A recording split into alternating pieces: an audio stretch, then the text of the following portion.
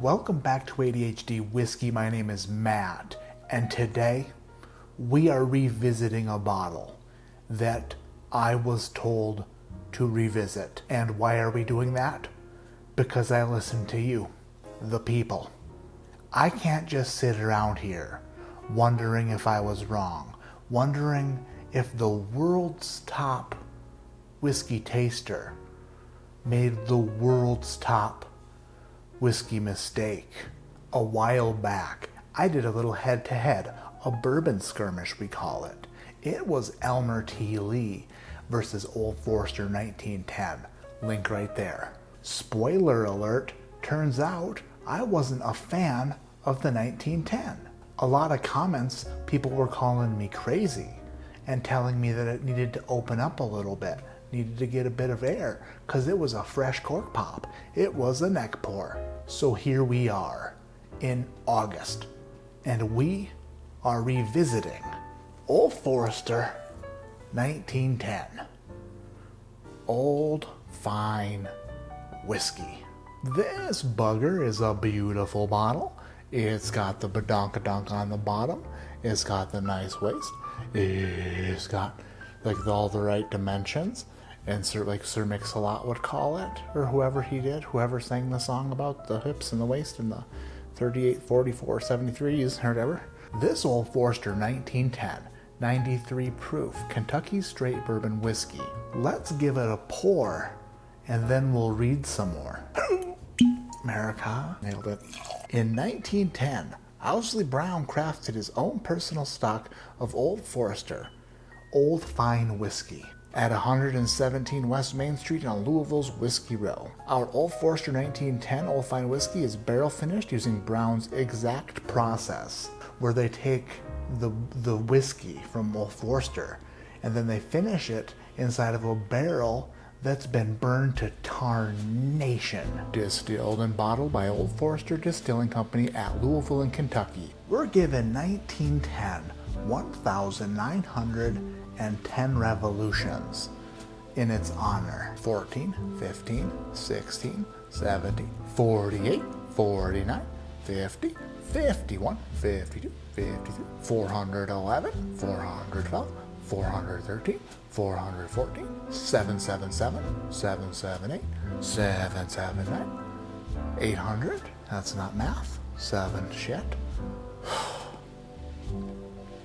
1, 2, 3, 4. That is the toasted marshmallow note everybody talks about, but to me it smells maybe not like a toasted marshmallow, but maybe like a little bit funkier. It's like a funky toasted marshmallow. A little bit of furniture polish, a little bit of varnish, a little bit of black tea. There's a funky raspberry in there. Funky raspberry. The nose is what I remember. It's got that definite second barreling nose that you get on some toasted bourbons. Hear me out. Do it. Stop, just stop judging me and hear me out. Some people love the smell of the secondary toasted barrel, or in this case, the secondary charred to shit barrel. That note tickles them in funny places that make them smile. I just don't find it lovely. Maybe, alright. Maybe I'm learning to like it as we go. Maybe I should okay, Matt, stop being so judgy. Stop being so judgy and just enjoy it. Are you able to enjoy it, Matt? Yes, just enjoy it. Chill out, Matt. Stop taking everything so seriously. Except for your weight. Probably should start taking that seriously. Anyway. I can see why people would like it. How about that? It's starting to grow on me a little bit. It's kind of nice. I kind of dig it. Kind of like that. It smells pretty good. I love the nose on this. The nose is only half the battle here. So far, I'm undecided on the nose. It's a little bit quirky because of the secondary barreling, but it's also, the nose is certainly unique. I'll give it a good grade for uniqueness. Now let's see if the uniqueness puts points on the palate for being not its weakness. 1910, Old Fine Whiskey, Down Matt's Old Fine Throat.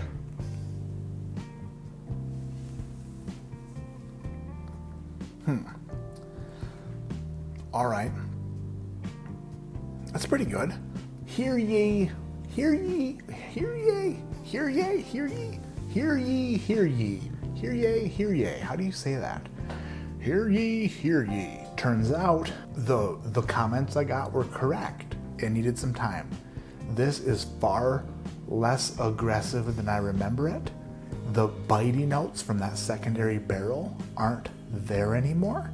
This is way more rounded than I remember. Way more rounded, less sharp edges, less spiky and pointy and root. A lot of the traditional bourbon notes are in there. The caramel, a little bit of chocolate in there, a little bit of dark chocolate, some brown sugar, but it's like surrounded and covered by a woody layer of woodness. It's not the woody flavor you get on an extra aged bourbon like Old Oak. It's also not musty oak or new oak. I'm actually happy that I came back to this. The bottle's so low because I started mixing it into other things to see if I could make other things different or better. Turns out I just had to wait a bit. And then this got better all by itself. It's like a self-healing whiskey mechanism ingrained deep into its DNA, or microprocessor, or it's just oxygen. Second time through this, a much better drinking experience. It's not over oily, it's not extra oily, it's not tremendous on the palate, it does not have a great finish. The finish is kind of like zoo gone, but what it does offer is a nice, interesting palate. Turns out, Old Forester 1910 is more than acceptable. It's actually pretty good. Being a new man of numbers, I must give 1910 a rating between 0 and 10. And it's definitely not a 19 or a 10. I would say that after revisiting this porter is happy to announce that I'm happy with it now. And I give Old Forester 1910 Old Fine Whiskey a score of calculating, processing, calculating. 7.4. 7.4. Old Forester 1910. It's a 7.4. It's good. It's pretty dang good. I like it. That wraps it up for tonight. My name is Matt. This is ADHD Whiskey, and like I always say, keep your head in the clouds but your mind on revisiting things that you may not have liked in the past, like a bad movie that you didn't necessarily pay too much attention to, or a bad dish that you were having a bad day when you ate, or an ex-girlfriend who, no, don't do that. Just probably stay away from that one. But maybe like, well, I lost my train of thought. There it goes.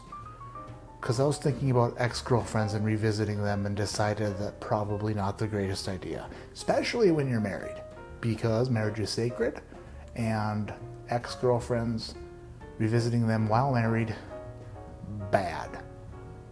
I am not a professional reviewer of decisions, but if I were, the decision of revisiting an ex-girlfriend while married would receive a score of bad.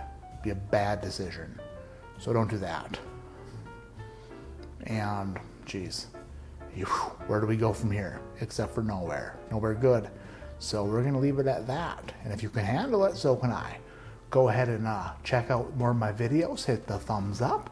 Hit the subscribe button if you haven't already. If you have, make sure that you ring a little ding-a-ling ding-ding-dong the bell. Jingling ding-dong the notification bell. And leave a comment below. You happy now? I kind of like it. It's pretty good. Be happy. Don't worry about a thing. It's gonna be all right.